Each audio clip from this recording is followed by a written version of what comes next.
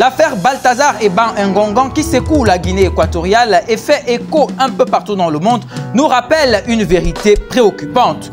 L'homme est un éternel insatiable, un animal dont la sauvagerie n'a pas été éradiquée malgré les habillages de civilité.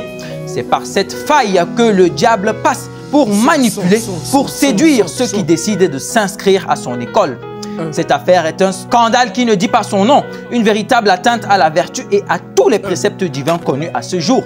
Cet incident grossier, ignoble et infâme, au-delà de sa dimension sensationnelle, soulève des questions profondes sur le sens de la vie, le respect et l'impact des actions individuelles sur la société. Je vous invite à explorer avec moi cette enquête qui dépasse les frontières d'une simple histoire scandaleuse pour devenir une réflexion spirituelle sur notre condition humaine. Mais avant, abonne-toi si ce n'est pas déjà fait, laisse un like, ça m'encourage, commente si tu en ressens le besoin et n'oublie pas d'activer la cloche des notifications pour ne rien manquer de mes prochaines sorties. Eh bien, allons-y. Lorsque nous observons l'affaire Ban Ngongan Balthazar, nous sommes confrontés à une série de faits troublants qui interrogent notre conscience collective. Cette espèce de réseau adultérin très sale et d'immoralité sexuelle nous ouvre les yeux sur une réalité bien plus proche de chacun d'entre nous qu'on ne le pense malheureusement. Toute cette histoire est révélatrice d'un écosystème décadent qui a permis de telles dérives en horreur à l'éternel. Dans un pays comme la Guinée équatoriale où l'autoritarisme et la corruption sont des réalités bien ancrées, cet événement vient ébranler les fondations même de la confiance publique. Cette affaire illustre comment le pouvoir peut être détourné, comment des individus se laissent emporter par la luxure au détriment de leur intégrité et de l'honneur des autres. C'est révélateur de ce que les gens cherchent de moins en moins à plaire au Seigneur et de plus en plus à vivre comme bon leur semble en s'accommodant à des pratiques mondaines et honteuses qu'ils ne souhaitent pourtant ni voir leur descendance ni même leur ascendance subir. C'est assez paradoxal de savoir qu'un monsieur comme Balthazar ne souhaite pas pour ses filles, nièces et sœurs des maris aussi infidèles que lui. C'est paradoxal de savoir qu'un fils comme Balthazar ne souhaiterait jamais avoir pour père un homme qui trompe sa mère avec 400 femmes dans des vidéos déconseillées au moins de 18 ans. Que c'est misérable vraiment. L'apôtre Paul dans ses lettres aux Corinthiens ne manque jamais d'avertir les croyants contre les dangers de la débauche. Fuyez la débauche. Tout autre péché qu'un homme commet est en dehors du corps. Mais celui qui se livre à la débauche pêche contre son propre corps. Quelles que soient les circonstances dans lesquelles Balthazar et Ban a agi, il demeure ici un avertissement. Chaque péché a des conséquences qui résonnent au-delà de l'individu. La vie ne se limite pas à ce monde charnel que nous voyons tous, croyez-moi. La débauche est considérée comme un péché qui va à l'encontre des principes de la loi du Créateur Tout-Puissant et des valeurs de piété. Elle est souvent associée à la luxure, à la sensualité et à la recherche effrénée du plaisir, comme c'est le cas dans la sale affaire que nous examinons. Celui qui observe la loi est un fils intelligent.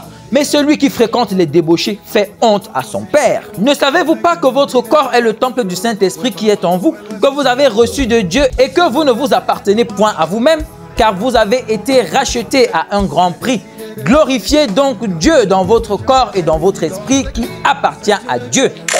La débauche implique également une perte de contrôle et de modération, conduisant à des comportements excessifs et désordonnés.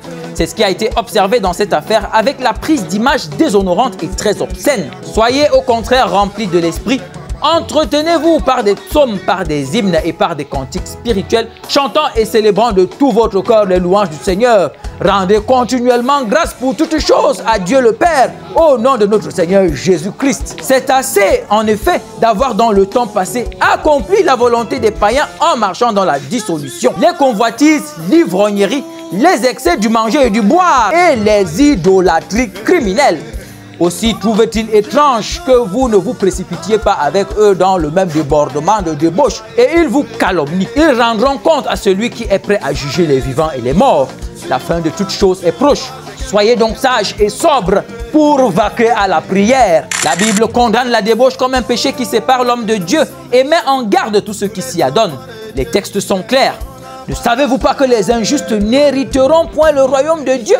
Ne vous y trompez pas. Ni les impudiques, ni les idolâtres, ni les adultères, ni les efféminés, ni les infâmes, ni les voleurs, ni les cupides, ni les ivrognes, ni les outrageux, ni les ravisseurs n'hériteront le royaume de Dieu. Les débauchés sont considérés comme des fils de la désobéissance Et l'Éternel recommande à ses enfants de se conduire avec exemplarité. Soyez donc des imitateurs de Dieu, puisque vous êtes ses enfants bien-aimés. Et vivez dans l'amour en suivant l'exemple de Christ, qui nous a aimés et qui s'est donné lui-même pour nous comme une offrande et un sacrifice dont l'odeur est agréable à Dieu. Que l'immoralité sexuelle, l'impureté sous toutes ses formes ou la soif de posséder ne soit même pas mentionnée parmi vous comme il convient à des saints. Qu'on n'entende pas de paroles grossières, de propos stupides ou équivoques. C'est inconvenant, mais plutôt des paroles de reconnaissance. Vous le savez bien en effet. Aucun être immoral, impur ou toujours désireux de posséder plus, c'est-à-dire idolâtre, n'a d'héritage dans le royaume de Christ et de Dieu. Que personne ne vous trompe par des paroles sans fondement, car c'est pour cela que la colère de Dieu vient sur les hommes rebelles. N'ayez donc aucune part avec eux, car si autrefois vous étiez ténèbres, maintenant vous êtes une lumière dans le Seigneur. Conduisez-vous comme des enfants de lumière. Le fruit de l'esprit consiste en effet dans toute forme de bonté, de justice et de vérité. Discernez ce qui est agréable au Seigneur et ne participez pas aux œuvres stériles des ténèbres, mais démasquez-les plutôt. En effet, ce que ces hommes font en secret, il est même honteux d'en parler. Mais tout ce qui est démasqué par la lumière apparaît clairement, car tout ce qui apparaît ainsi est lumière. C'est pourquoi il est dit, « Réveille-toi, toi qui dors, réveille-toi d'entre les morts, et Christ t'éclairera. » Faites donc bien attention à la façon dont vous vous conduisez. Ne vous comportez pas comme des fous, mais comme des sages. Rachetez le temps, car les jours sont mauvais. C'est pourquoi ne soyez pas stupides, mais comprenez quelle est la volonté du Seigneur. Que tous ceux qui glorifient ce fameux Balthazar prennent garde. Faites très attention, car c'est à cause de ces choses que la colère de Dieu vient sur le fils de la rébellion. Tous ceux qui l'acclament aujourd'hui l'encouragent et incitent d'autres personnes à marcher dans ses pas et à agir aussi démoniaquement que lui, sont en train d'honorer le diable qui se réjouit à l'idée de la formation de nouveaux acteurs malfaisants. Faites très attention, car aujourd'hui on vit dans un monde où on ne sait plus quoi dire et quand s'arrêter. On vit dans un monde où au nom du buzz, on se retrouve à commettre des pires folies en se disant qu'elles sont banales. Le jour du jugement, chacun rendra compte des propos qu'il a véhiculés. Jusqu'à preuve du contraire, la tromperie, le mensonge, l'adultère, l'impudicité, l'immoralité sexuelle sont des mots qui minent la société et donc qui sont à combattre et non à encourager. Arrêtons le délire. La Bible appelle les croyants à se repentir de la débauche et à vivre une vie de pureté et de sainteté. Jésus-Christ est présenté comme le sauveur qui peut délivrer les hommes de la débauche et les rendre nouveaux. Ne vous laissez pas séduire par les désirs de la chair qui sont contre l'esprit. Fuyez la prostitution. Ne vous enivrez pas de vin, car cela conduit à la débauche. Celui qui observe la loi est un fils intelligent, mais celui qui fréquente les débauchés fait honte à son père. Les vidéos mettant en scène des femmes, dont certaines sont mariées à des fonctionnaires, portent un poids moral immense. Elles exposent non seulement la fragilité des promesses de fidélité dans le mariage, mais aussi les dommages collatéraux sur les familles et les relations. Chaque image devient un miroir brisé des choix peu éclairés, une illustration de la souffrance que l'égoïsme peut infliger. Ce mauvais film devient finalement un melting pot où on ne sait plus qui est innocent et qui est coupable, car même les personnes que l'on pense être innocentes finissent par agir comme ceux qu'ils condamnaient jadis. Ça devient un gigantesque cercle vicieux où les implications vont au-delà de ce qui est dit et vu. Dans le livre de Galates 6, verset 7, il est précisé « Ne vous y trompez pas, on ne se moque pas de Dieu. Ce qu'un homme aura semé, il le moissonnera aussi. » Cette vérité émane non seulement d'une volonté divine de justice, mais aussi de la loi naturelle qui régit les interactions humaines avec l'existence tout entière. Balthazar est banque en utilisant ses pouvoirs et son prestige de manière immorale à semer le vent. Il récoltera la tempête. Et cette tempête pourrait toucher bien des innocents autour de lui. En repensant à ce qui est survenu, ne devrions-nous pas nous interroger sur notre propre responsabilité? Si quelque chose nous interpelle chez Eban Ngonga, ce ne sont pas ses prouesses sexuelles apparentes, mais c'est surtout notre tendance à nous complaire dans le jugement d'autrui sans évaluer nos propres actions. L'introspection est une nécessité pour éviter de tomber dans les mêmes pièges. Que chacun ait le courage de se regarder dans un miroir et d'oser avouer qu'il est aussi sale en bien des domaines que Balthazar. Ce serait déjà là un bon début vers le chemin de la repentance.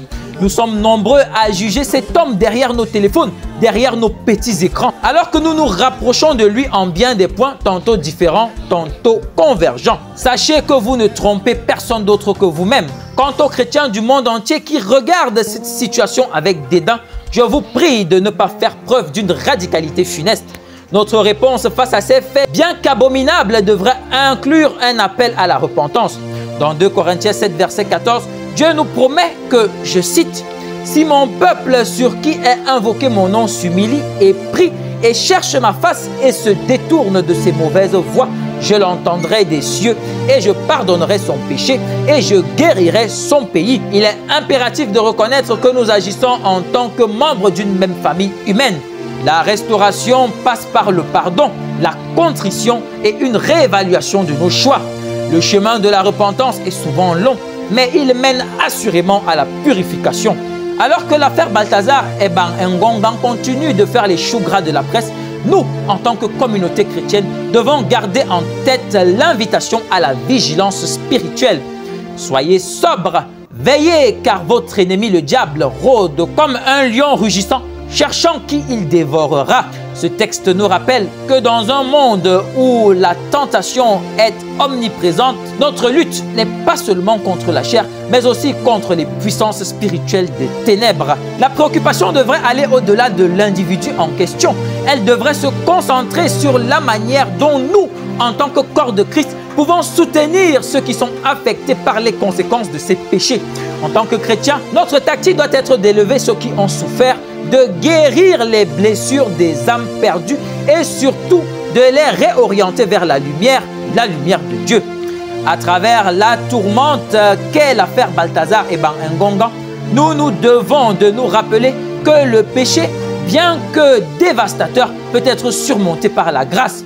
Les Écritures nous rappellent que là où le péché a abondé, la grâce a surabondé. Loin d'éteindre l'espérance, les épreuves peuvent devenir des occasions de retour vers Dieu et de réaffirmation de nos valeurs chrétiennes. Ainsi, même dans les moments les plus obscurs, nous sommes appelés à être des artisans de lumière. Ce n'est pas seulement un chemin personnel, mais un appel à l'unité, à la réconciliation et au renouvellement spirituel. Que nous puissions tirer des leçons de ces événements et marcher avec prudence, armés de foi et de sagesse pour bâtir un avenir meilleur tant pour nous que pour les générations à venir.